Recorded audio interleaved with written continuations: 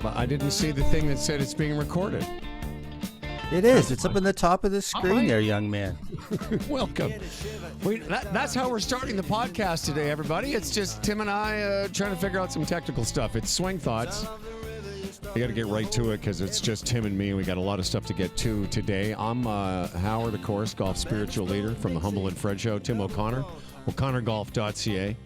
Quiet Mind Golf. We're going to talk a little bit about that. Hello, sir. Golf, Tim, Coach Tim, mental performance extraordinaire, all that stuff. He's a good guy, too. Thank you. Thank you. It's an interesting day today for me. It's I guess in many people's views, that would be a milestone day. Today's the day I turned 6'5". Hold on a second. What? Yeah, today's the day I turned 6'5". You notice I'm not saying 65, which I think is showing that I still have a bit of something going on, subconsciously perhaps, trying to suppress something there. But yeah, today's the day. I don't even know what to say, except for... Most people say happy birthday or have a nice day. Oh, yeah. Our band is going to do this, too.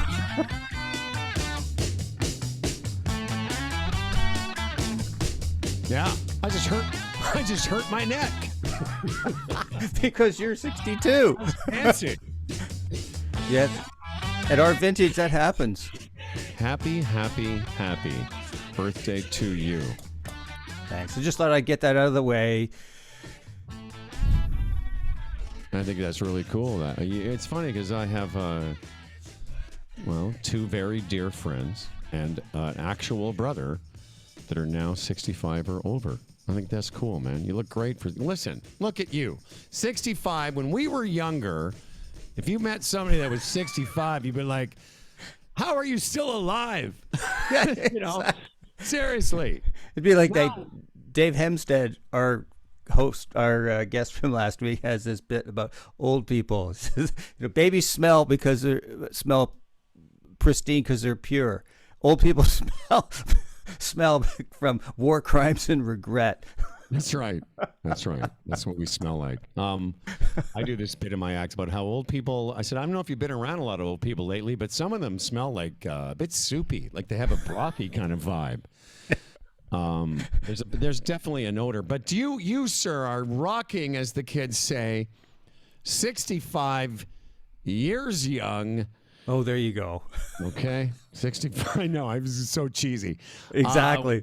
Welcome to the show, everyone. I'm Howard. Tim's the birthday boy today. This program, as always, brought to you by Jonathan Wong, Apparel. We were actually going to have JW on the show today, but he's not feeling well. I don't think it's anything nefarious, and it's not the vid. I think it is. It could be. Is it the vid? Yeah, his son tested positive. Oh, okay. So it's the vid. Everyone's getting the vid. It's funny. I was going to do this bit on the Humble and Fred show this morning, and I wrote it down. And I said everyone has COVID, and then I'm starting to feel left out.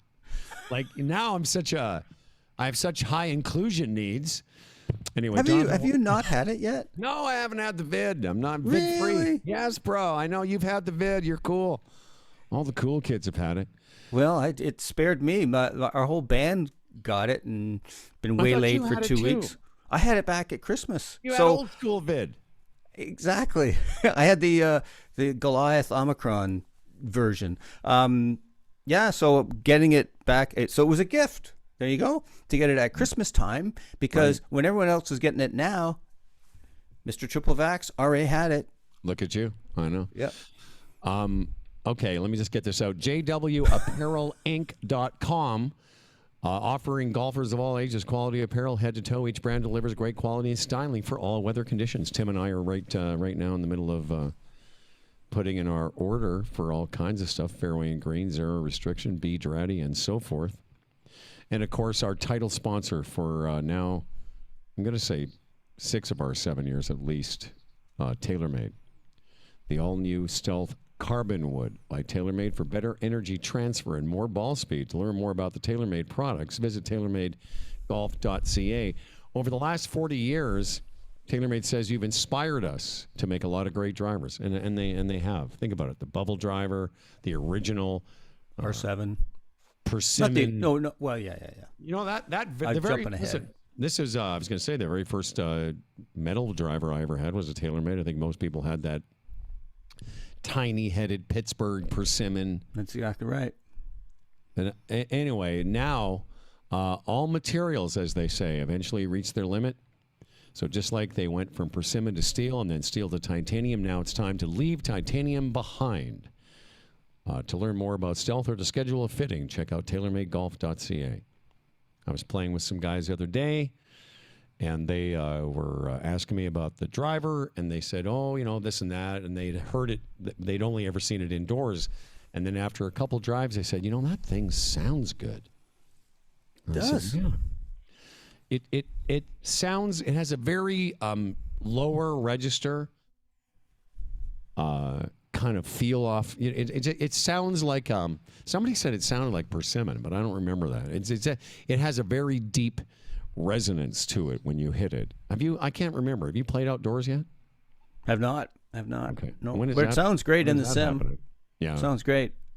I'm old, but I'm not old enough to remember what persimmon sounds like. I thought it was more like click. I remember playing persimmon stuff. I remember playing it, but I don't remember what it sounded like. No, me neither. Okay, so on the show today, it's just Tim and I talking about our nonsense. And when is your first round scheduled for? Saturday. At Blue Springs. Yeah. Is Blue Springs open, or is it just opening this weekend? It opens tomorrow. I might. Nice. Oh, no, actually, Friday. Sorry. We're recording this on Wednesday. Right. Yeah, so on Friday it opens. And I think what I might do to check out my Brooke Benny aided IT band, which I've been working on doing my exercises, I'm going to go, I think maybe just play the academy course and carry my my bag and just see how that goes. Okay. Yeah, you've been what? How many times you I've been only out? Played a couple times. I played Glencairn a week ago yesterday, and then I played Rattlesnake a week ago today. Or I don't remember now. The holidays mix me up. But then most people listening know that on the holiday Monday, I guess Easter Monday, it snowed. Yeah. Like for real, like not like, oh, a little dusting of snow. It was like snowing, heavy flakes. I don't know in Guelph you guys got we got a lot it of too. snow on the ground. Yep, all of that. And I'm going to go play today. Glencairn's open, It closed yesterday because it was covered with snow. And then today it's like, it's going to be like 11 degrees this afternoon. It's just fine. And then Friday, actually, the day that we're going to release our podcast, I'm playing with Fitzsimmons and nice. Paul Gortner. Yeah. All-star and another group. guy named Craig Watkins, who's like a +3. Wow, you guys got a combined handicap of like 1. No handicap, because I'm the highest handicap in the group. Oh, there you go. Well, being of a certain vintage, we can't do math. So. Yeah, math is no good either. No, so Fitz is a +3. Watkins is a +3. Gortner probably a +2.5. Wow. And I'm like the weak link. But don't hold them up, eh? Yeah, that's right. Come on, Pops, with your dinky little... Anyway, on today's show, we thought, Tim and I were talking yesterday about a couple things. We thought, hey, we're just going to get together and we'll have a podcast and talk about some of the things. And I thought maybe started off with some of the things that you're working on. I mean, Quiet Mind Golf, by the way, everyone. Still, you can sign up for it, even though I think the first session was a couple weeks ago, but it's not too late. Go to o'connorgolf.ca and take advantage of this. It's a rare opportunity to have Tim and Nate work with you and others for the entire season. I love the model of working on something over the course of the golf season to see some real improvements. Yeah, thanks. The reason why there's so many benefits to that is it's called integration. And what integration allows us to do is take something new. It could be just an awareness. It could be, let's say, a new motor pattern we want to bring into being. But because we're creatures of habit, it takes a long time to make these things real and to learn them and, in essence, own them. That's why golf's so hard. I mean, we learn something, whether, someone noticed something in our swing or we went to the range late on a Friday and we think, oh, that's it. All I have to do is this tomorrow and I own golf. And as well, no, that doesn't happen. The reason is because it all kind of neuroscience stuff like short-term memory, but back to integration, unless we're doing things frequently and getting feedback and support and generally some accountability and some coaching, it's so easy to revert back to our old behaviors. So why a program like this and why long-term coaching of any kind is so beneficial is because you get that integration happening. I also like the model you guys have set up because there's two things that Tim's doing. One is Quiet Mind, which is a series of, lessons, seminars, what have you, but also the group that you've put together, the Golf is Life group, is just an opportunity for people to be accountable to themselves and others. I know that it's a very powerful motivator, I guess, for lack of a better word, for you to know that, okay, I'm going to work on this stuff with Tim and Nate, and then next week or the couple weeks from now, I'm going to have to talk about how I integrated it into my game. It's kind of this, we have a sponsor on the Humble and Fred show right now called Noom, N-O-O-M. And it's a psychology-based weight loss program. We've been using it. I've been using it. Freddie has. Both of us, he's lost 15 pounds in 3 months. I've lost 12 pounds. Wow. And one of the things about the program that made me think of what you guys are doing is that there's an accountability using this app. You have to be accountable by logging your weight and by logging your meals every day. And just this simple act, and you'll love this, the idea that awareness is curative, the simple act of being aware of what you're eating and being responsible for reporting it is kind of like, and like I've lost this weight pretty easily, Again, That's so cool. So it's kind of the same thing. Exactly. I just want to just elaborate on that. Elaborate. What people would be interested in knowing is that, in essence, that's how the Weight Watchers group got going, was around accountability, and that you do your weigh-in, you say you're going to do this, lose this many pounds by a certain date, and so when we make a commitment, and particularly when we make it public, it's so in pop psychology they tell you all the time, if you want to reach a goal, tell somebody about it, and then basically set up a mutual check-in. Say, how'd you do with that? Okay, it's Friday. You said you're going to do this by now or whatever. And there's just something we want to do as humans is we don't want to disappoint someone, and we don't want to feel shame. Yeah.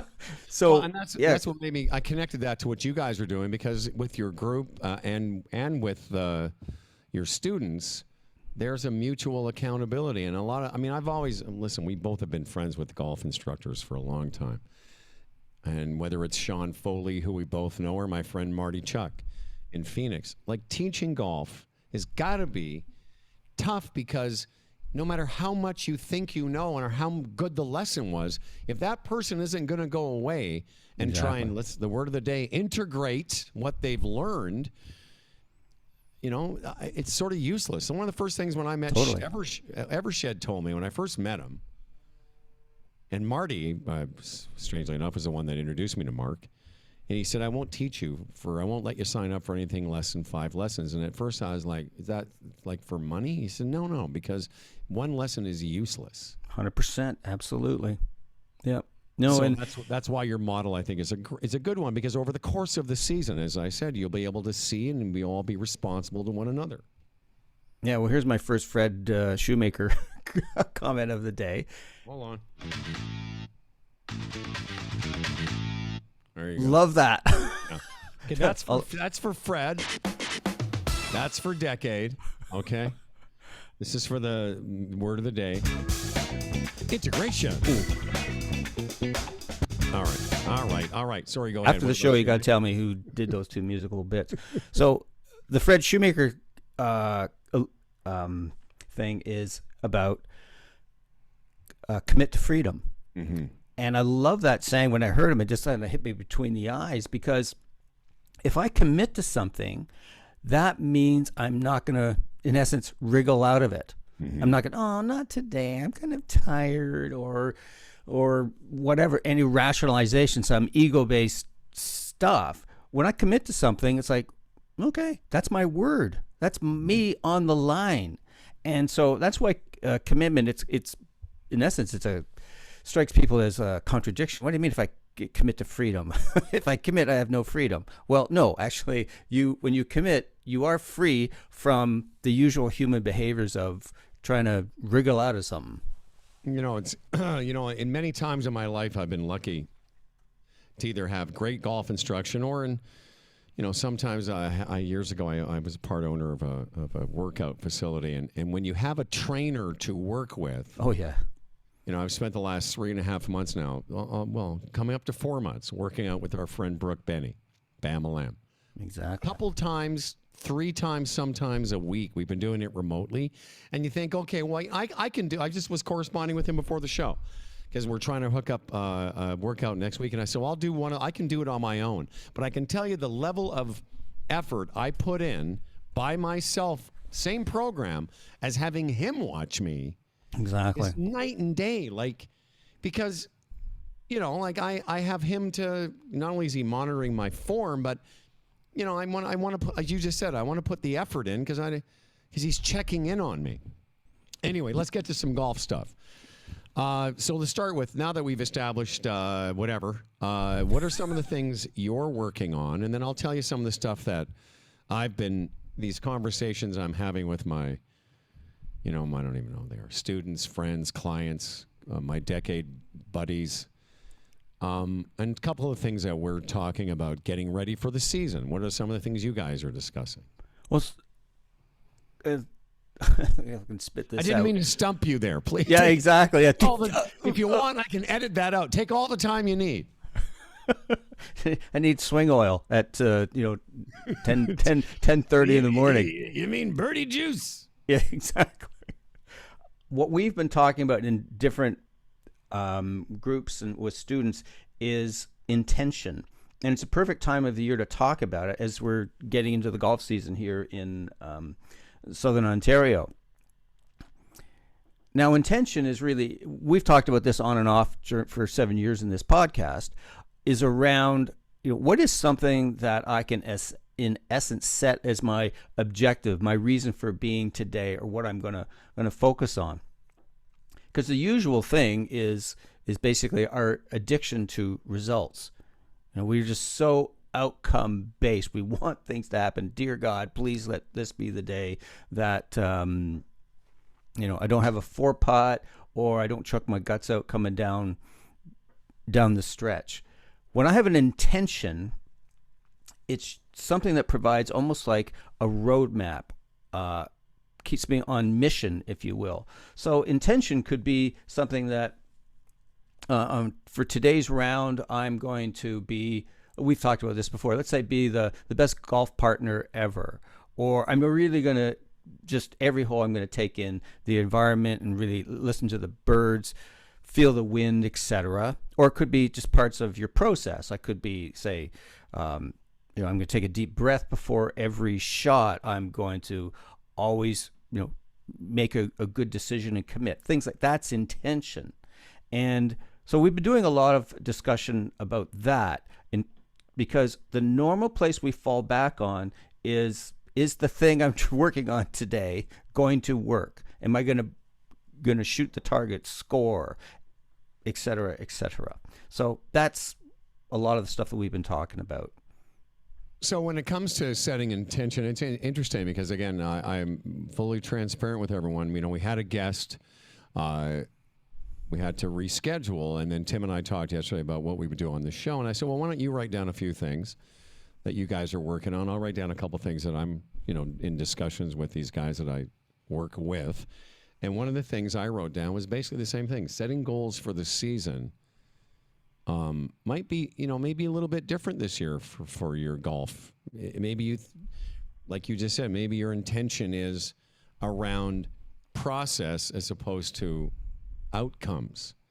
Because as we both know, and the experts, and I say that in quotations, the experts that we are is certainly we're certainly experts in knowing that intending to, having a results-oriented intention is not the way to go because you can't control it. Exactly. Yeah. You put yourself on an emotional roller coaster when you do that. Exactly. Trying to control it is a recipe for the opposite of what we propose here, which is, as our buddy Doolin would say, managing your state. is what it's all about. But then, I like what you start off with, like, okay, so you got this golf season coming up. Maybe you have goals and they're process oriented versus I have to shoot a certain number all the time to make me happy. Yeah, because that's the interesting word phrase that I rediscovered this week is arrival fallacy. And that is when, I get the promotion, I'll be happy. When I get this car, I'll be happy. Or in golf, if my handicap drops to this, I'll be happy. If I win the flight my club C or I win a tour event, I'll be happy. Mm-hmm. But it's a promise that just never delivers, that I'll be happy when. So it's just, a lot of times just when we get the things that we want, that we've worked so hard on, it's like Bernard Langer when he won the Masters and David Duval when he won the Open Championship. Well, Langer won it twice. For both of them, they won, they thought, so this is supposed to be the mountaintop? This is Nirvana? It's supposed to be every day I open the curtains and go, so great to be alive. And both of them had kind of like a, whoa, really? Isn't the world supposed to be paved with gold now and everything? No. The world just keeps going. I mean, it feels good to win and reach goals. But if we kind of view that as I said, Nirvana or I'll be happy when, like I say, that just never really delivers. So, I love that phrase, arrival fallacy. I'm sorry, I interrupted you. Go ahead. Finish. No, go ahead. No, you go ahead. Welcome to Two Polite White Men. Of a certain vintage. No, what I was going to say is, like, I think part of the frustration, and I can speak as a golfer that, tried for so long to be good, is I think part of the frustration for golfers comes from not knowing what to work on, or not work as not knowing where to place your attention. Let me put it that way. Perfect. Like, a lot of confusion in the game comes from, and whether you're working with someone like Tim or I or somebody else and you're you're trying to change your golf swing, but where you place your attention can be frustrating for golfers too, because we're never sure, like, if you don't know what you want out of it, then how do you know where to put your attention to get what you want out of it? Exactly. Yeah. Well, a really good way to look at that, I think, and I'm really proud I came up with this. Please tell me. Let me elucidate for you. His birthday, Tim. Okay. So intention is macro and attention is micro. So let's say I go into a round of golf and I say, today's the day I'm going to just, one thing I've been thinking about is just playing with a sense of creativity and freedom. If that's my intention, that sort of sets the tone in a macro sense for the round. The micro is, what do I pay attention to? So for those 2 seconds or so that I'm swinging the club, what's something that I could put my focus on that will help, and generally a process thing that'll help me in generally not being concerned with the result and being present for this athletic motion. So the attention I could place could be on, say, the tee in TaylorMade on my golf ball. It could be, or looking at the back of the ball. It could be watching the club hit the ball. It could be just the feeling of the swing, my arms and there's everything. Putting my attention on something like that is something that can serve you. And it's really interesting we're having this conversation because that's exactly the conversation I had with a client yesterday. He was down in Florida. He was on one of those buddy golf trips, 7 rounds of golf in 6 days kind of thing. And he described a time when he was trying to hit the ball. He was thinking of something and hits his driver like 50 yards dead left. And he's like so pissed off. So he goes out, takes a drop, and he just goes, oh my God, okay. And he just took a swing, and he just kind of looked at the ball, and it was like, pow. Mm-hmm. Hit this beautiful, tight little draw, gets up the next one, boom, in the jar. And he goes, how does that happen? And I said, well, you weren't really trying hard. And I would say for that moment your attention was on, say, there's just a golf ball or the feeling of making a swing. But the key piece is that it wasn't around trying to do something. It wasn't trying to remember, what do I do with my, my elbow or my hip or my knee or sequence or anything like that. So that's why intention and attention are super beneficial for you, in trying, in essence, to keep all the noise in your head, just press pause on it all. Well, it's funny that situation, we've all had it where, you hit you smother hook something into the bush, and then you get up and without really thinking, and you sort of, in a moment of frustration, sometimes, we find freedom in that moment because you're like, oh, well, not that you've given up, but it's like you just kind of swing at it and it works out. How many times of us, those of us, where you've gone and you go and you sort of do the 1 foot tap in where you sort of like, you're just get a 3 footer, you just kind of walk up and wave at it and it just always goes in. That's right. And yet, all of us, including Jordan Spieth last weekend, Yep. where he missed an 18-inch putt. But by the way, just in case you think it never happens, there's a decade stat around how many times professional golfers have missed 18-inch putts, and it's an amount of times. It's not like, and I think it's key. I want to segue into expectations here in a second, because I think it's key for all of us to recognize when we do it, it doesn't mean like there's something wrong with us. Exactly. Well said. It happens to Jordan Spieth had one of his worst statistical putting tournaments of his career for his 13th win. Exactly. For his 13th win. He putted horribly and still won. Yeah. And he didn't just putt horribly by Jordan Spieth standards. He had a bad, it was, like he said, he's been working so much on his golf swing that he hasn't been working on his putting. Anyway. But I think that's a big thing for me in the conversations I'm having with these golfers that, if you don't know what a good shot is, and this is where we'll get into some decade stuff. One of the things about decade, and we talked about the psychology of expectation management, and managing your expectations isn't just what Tim was talking about, intention and attention, because those are things that you can control. Where do you put your attention? Absolutely, you can control that. Yeah, you can't control where the ball's going to go. Honestly, you can't. But you should be able to understand, or you should understand, excuse me, and then be able to control your emotional response to shots. And I guess that's part of the, what attracts me to this method is that it has definitely given me some perspective as to what an outcome could be.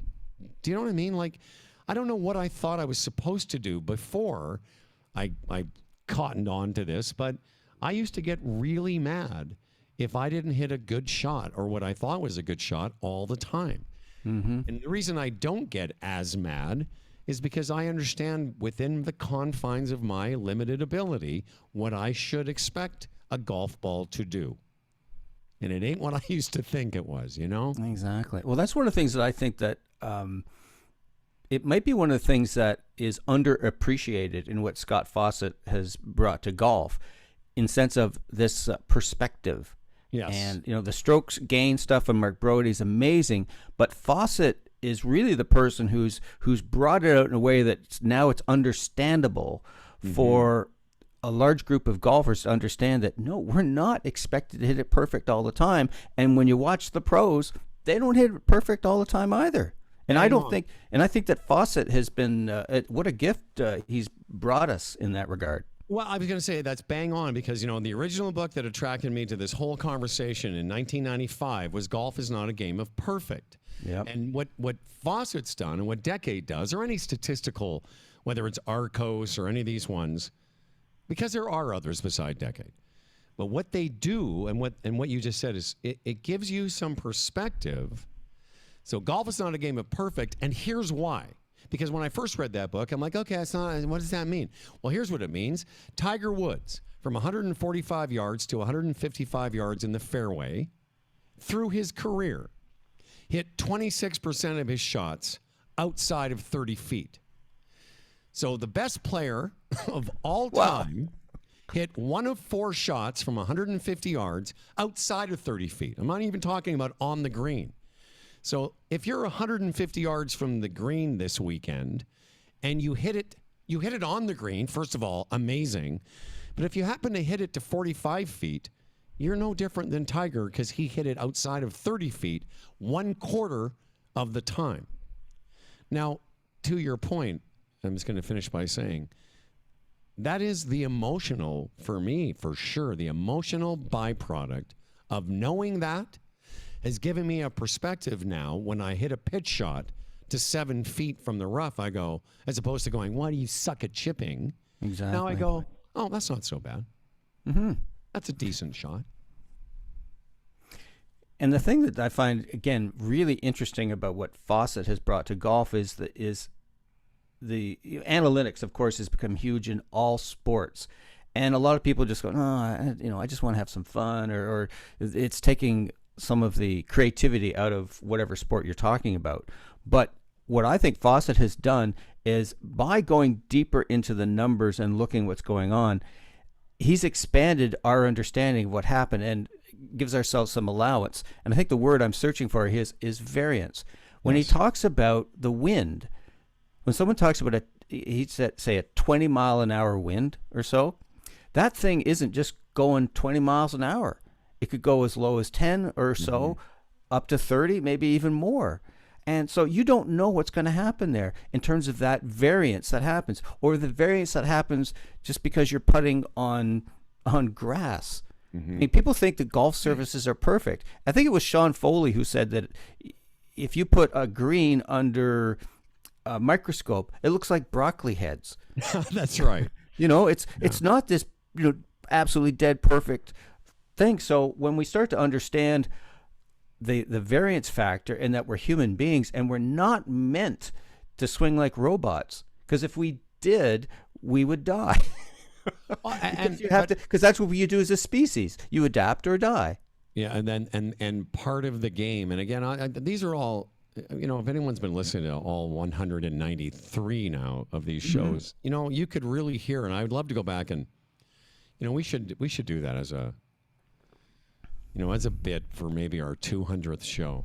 Go back and play some clips from our very first couple of shows, because I think you would hear for sure for me, excuse me, an evolution of understanding of variance, expectation, and I'm always learning. Like, I got a call with Fawcett next week, and I'm very lucky I can talk to him. But I've got a couple things to talk to him about, not the least of which is, okay, I'm at this level of understanding now, and this is where I want to go.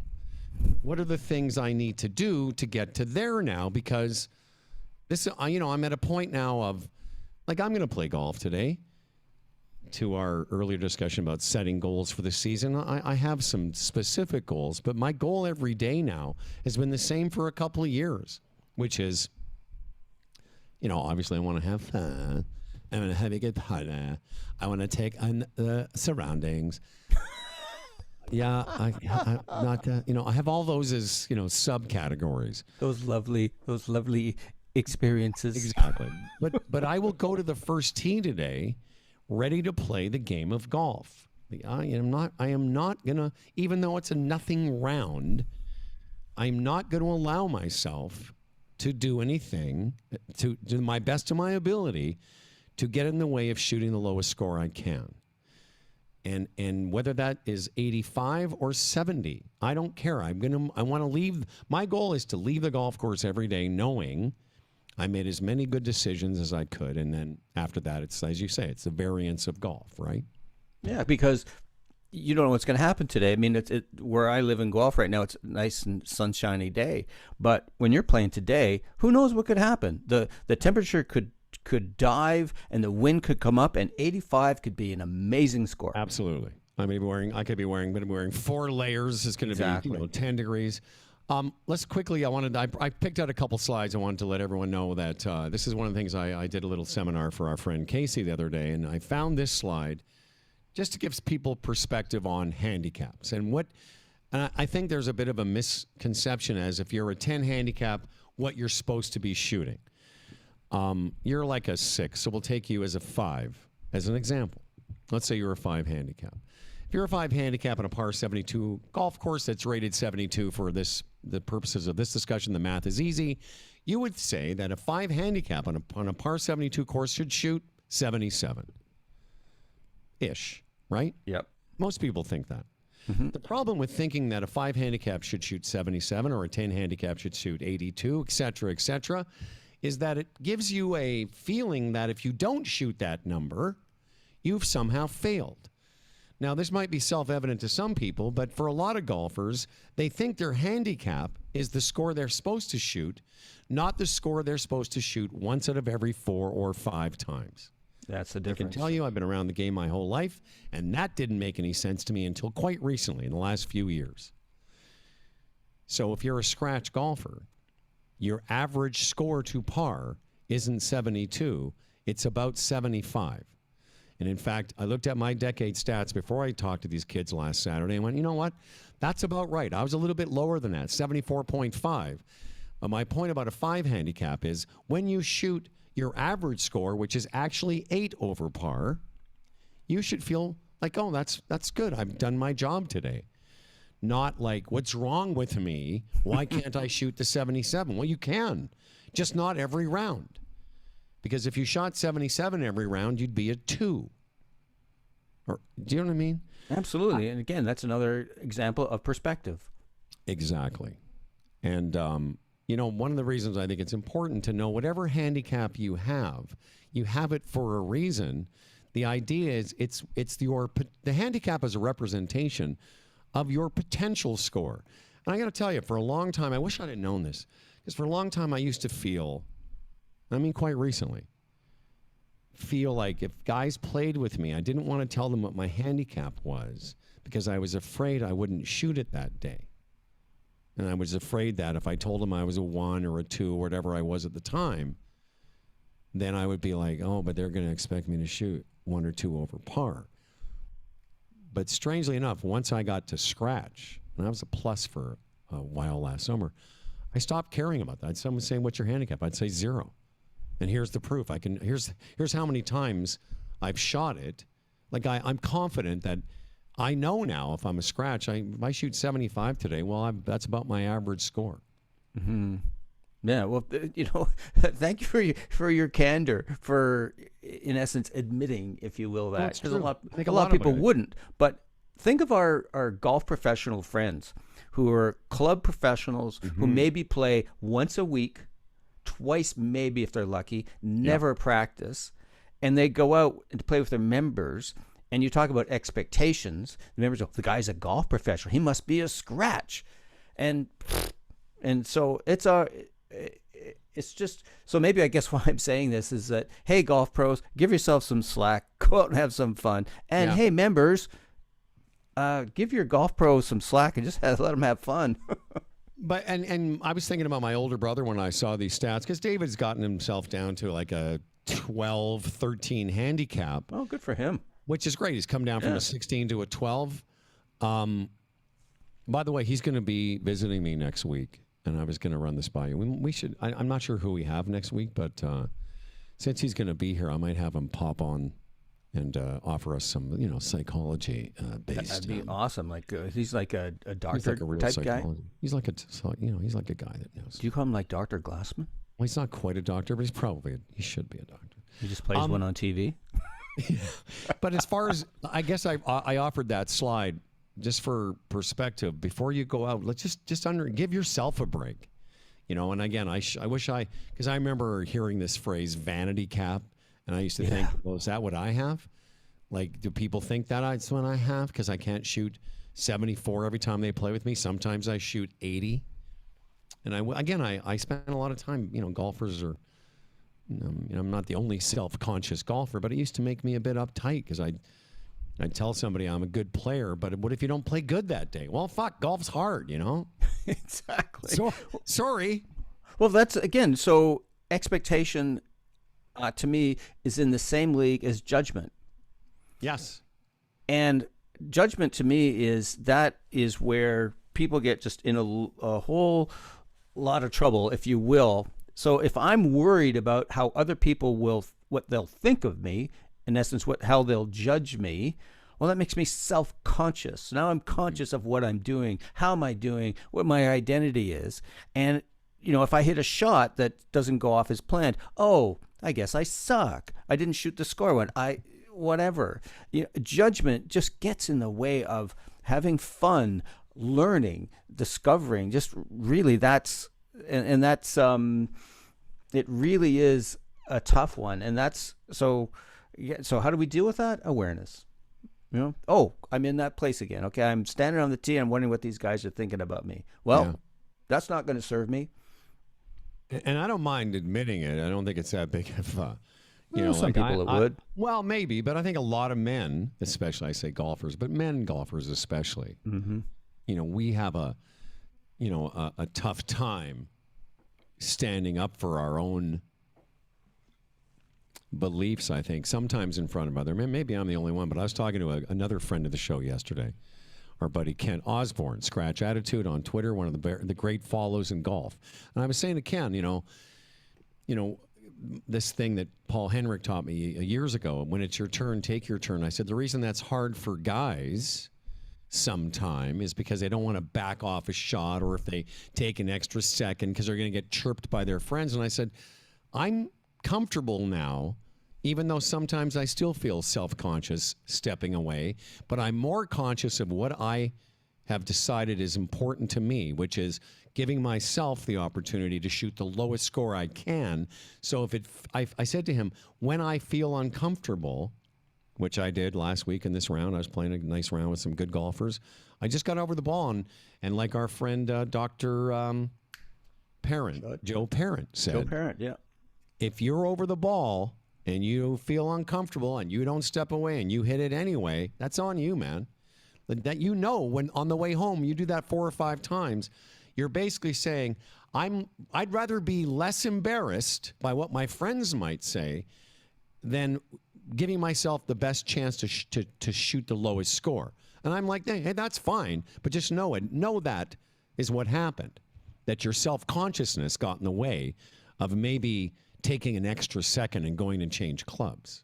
Mm-hmm. Well, if we come back to commit to freedom, that could be a commitment that folks, our listeners, could consider at the beginning of the year. What commitments am I going to make to myself this season around things like that come up? I get over a shot, I feel uncomfortable.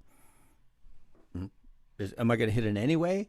Yeah. Or am I going to back off and reconsider? Or if I'm not sure about the line on this putt, and it leads to a bigger topic that I don't think we have time to explore today. But it's the topic of boundaries, and setting a boundary for yourself of what you're going to commit to for yourself, but also say boundaries you're going to deal with people you play with.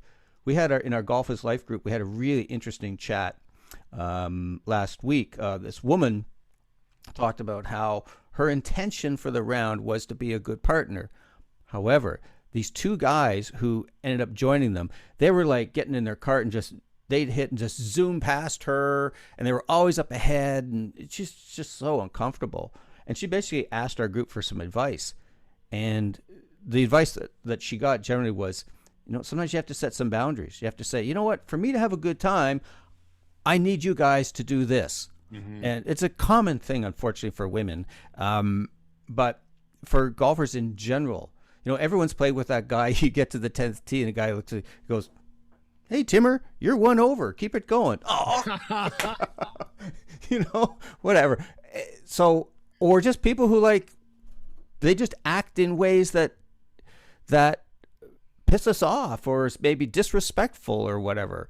And every once in a while you have to kind of say, you guys, if you don't mind, I don't want my golf swing to interrupt your conversation.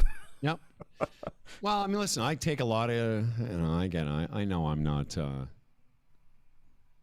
I got a lot of stuff that's different about me, whether it's the fact that I'm obsessive and I don't drink and I'm not the most, I'm not a party guy, but I don't like music on the golf course. I think it's stupid. Yep. I'm sorry if you're listening and you love it, but I think it's ridiculous. That makes me old-fashioned. I don't give a shit. So I've got a bit of a reputation. Oh, playing with Howard, doesn't want any music. And I always have to do this. Well, I'm not against music. I just don't want to hear your music. How about that? That's a great line. But But I basically, if I'm with some people and I'll just say this. I'll tell you what, play all the music you want. It's just when I'm about to hit and you're standing near me, turn it off. If you're not standing near me, you're across the fairway at your ball, I don't care.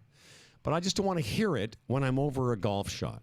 Part of it is because I just find part of my brain tunes into it. So if I'm listening to a song, humming along to One of These Nights by the Eagles, I'm not focused on what I'm doing.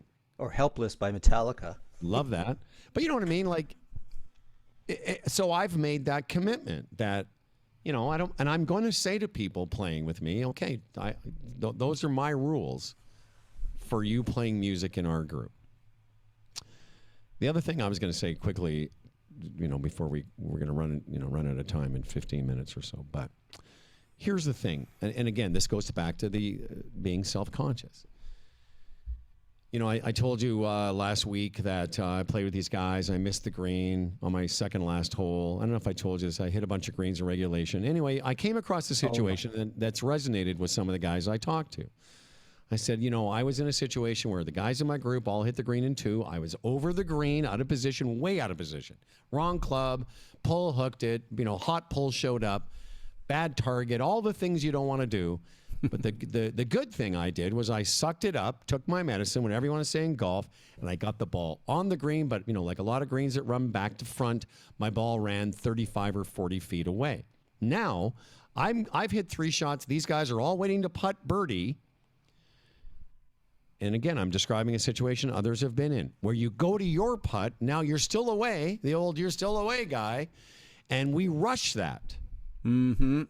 And I was very conscious as I walked by their putts, which were nearer the hole than the 40-footer I just hit from this bad chip. It wasn't a bad chip. I was just out of position.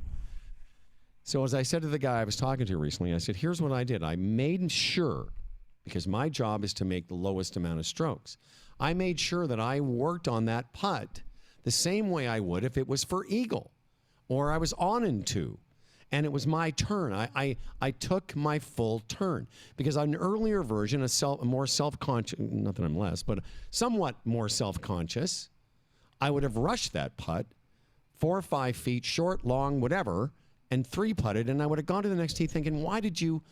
Well, the reason I would have rushed it is I didn't want to hold the guys up. You know what I mean? Exactly, yeah. And we've all been in that situation.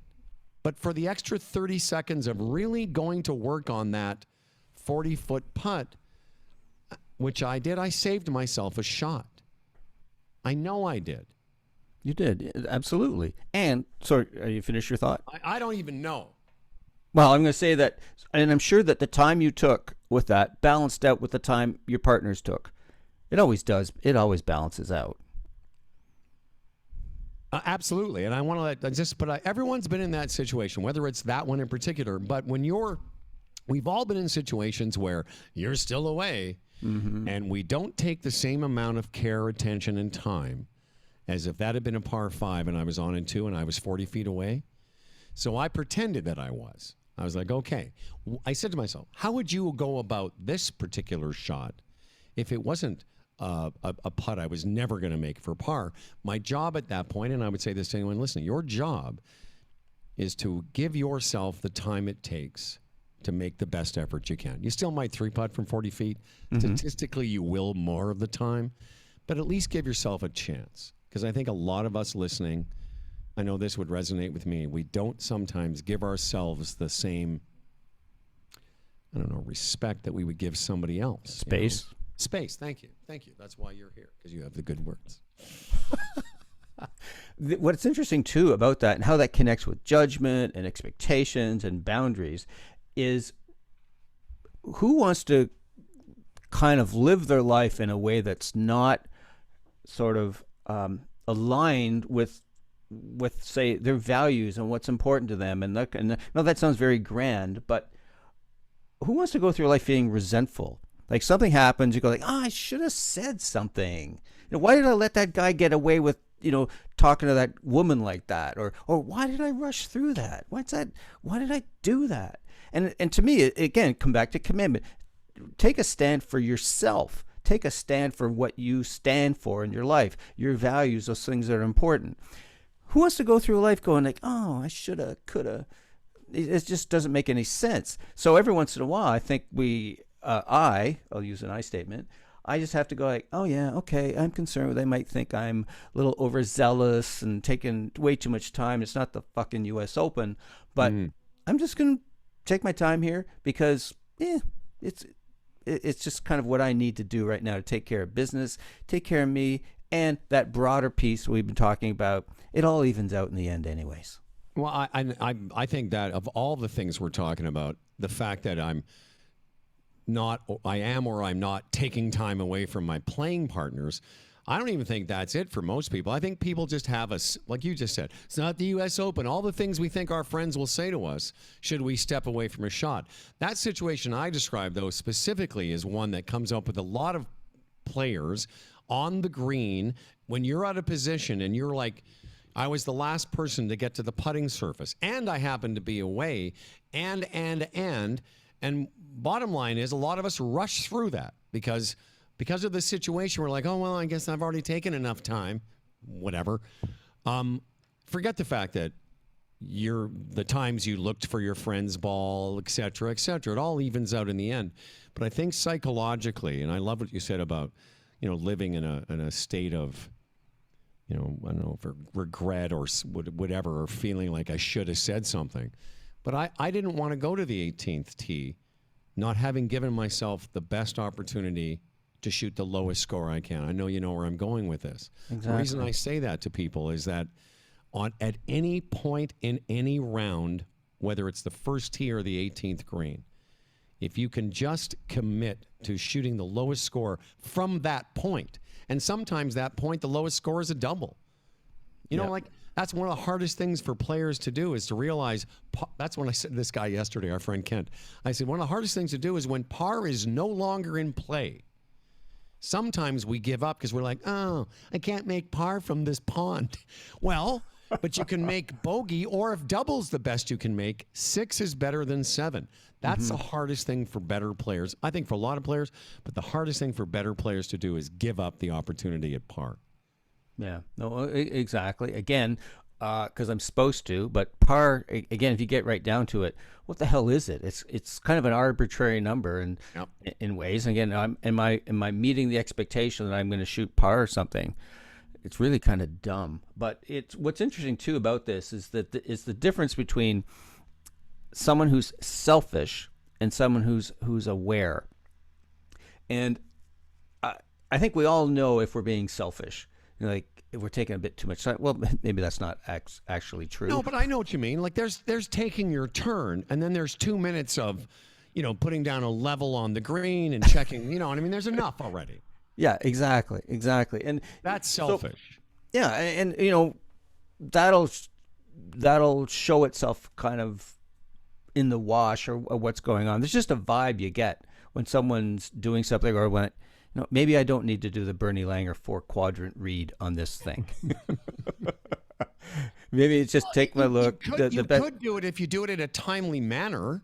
Exactly. You do it while other people are putting, and exactly. That's one of the things that's why sometimes, again, if we get to this uncomfortable part of golf, is sometimes you have to do some education when you're playing with some people. Someone's waiting to go like, hey Bernie, why don't you go ahead? Mm-hmm. That's right. Or or those people who are like, while you're putting and they're staring off into space, as opposed to taking their time to read a putt and watch what your ball is doing, so that when it comes to their turn, they're ready. I mean, that to me is someone who's self-aware, but also aware of other people in their group. It's always like, okay, it's like a dance, for gosh sakes. You're working together and putting your bag. There's a choreography to it. Where do you go? Where do I stand? Yeah, all of it. So that I remember Ben Kern, our late golf professional friend at the Pulpit and at the Nash. He always said that, what are we doing to make golf fair and fun for the people we're playing with? And I think if you go by that, it's pretty good guidance. And again, come back to music. I remember Ben saying, no one should ever hear you outside of your own fairway. And there's pretty good stuff there. Yeah, well, I learned a lot. Learned a lot from Ben watching and playing with him. But there's a guy that, we've joked a little bit over the years about, Ben's golf swing was good enough to be in the top 60 on the PGA Tour. But by the time I met him, he was so far down some weird rabbit holes. Oh, absolutely. Sometimes his swing would be like, huh, what? But his short game, I'd never seen anybody that could pitch, chip, and putt like him.